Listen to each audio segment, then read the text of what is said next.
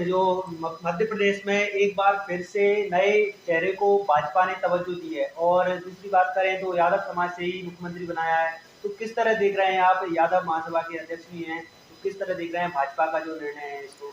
देखिए, पहले तो मैं बता दूं, यादव समाज के ही नहीं, एक ओबीसी वर्ग को सम्मान देने का कार्य भाजपा द्वारा किया गया है, जिसके लिए मैं तहे दिल से भाजपा को बधाई दूंगा। और सरकार उनकी द्वारा बनी है, उसके लिए भी मैं भाजपा के जो वरिष्ठ नेतृत्व है उनको भी मैं बहुत बहुत बधाई देता हूं। और आशा करता हूं कि ओबीसी वर्ग के साथ जो टिकट वितरण में कंजूसी की गई थी, तो सीएम बना के कहीं ना कहीं पूर्ति करने का कार्य उन्होंने किया गया है।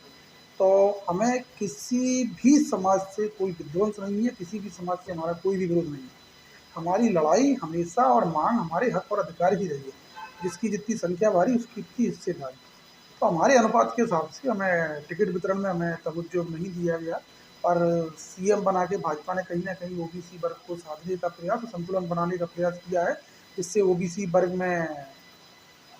वर्ग खुश है, भाजपा सरकार से खुश है कि कम से कम हमें तवज्जो दिया गया है।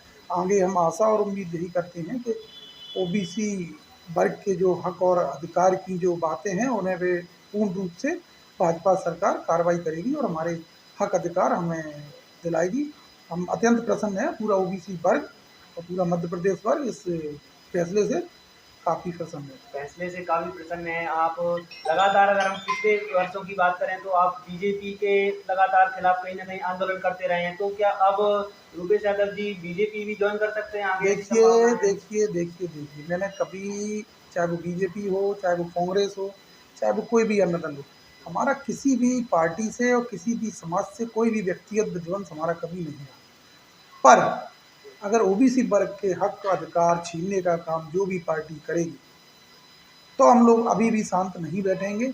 अगर ओबीसी वर्ग को तवज्जो अगर देंगे और हमारे हक अधिकार हमारे अनुपात के हिसाब से, जितनी हमारी संख्या उस अनुपात के हिसाब से अगर ये लोग हमें देंगे, तो हमारा किसी से ही विरोध नहीं है। हमारा विरोध किसी से भी नहीं है। हम अपने हक और अधिकार की आवाज़ उठाते हैं, जिसे परिणाम स्वरूप सारे लोग उसे विरोध कहते हैं, जबकि हम विरोध नहीं करते, अपनी आवाज़ उठाते हैं अपने हक और अधिकार के लिए।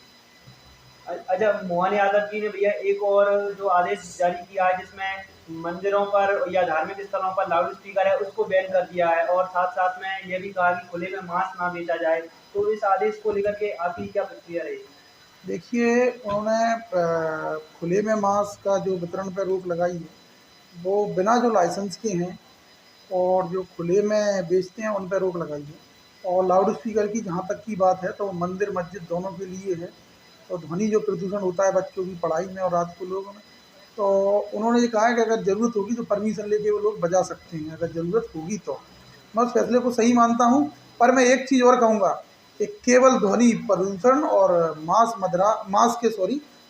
के जो बिक्री पे खुले में रोक लगाई है। अगर इन्हें रोक लगानी चाहिए तो सबसे ज़्यादा अगर नुकसान होता है तो वो हमारे दारू बिक्री से होता है। जो दारू बिक्री जिस प्रकार बिहार में बंद है, जिस प्रकार गुजरात में बंद है, उसी प्रकार मैं आशा करता हूँ कि जिस प्रकार उन्होंने इतनी जल्दी ध्वनि प्रदूषण और मांस का जो लोगों से मदिरा पे भी मध्य प्रदेश में भी आगे रोक लगाएगी।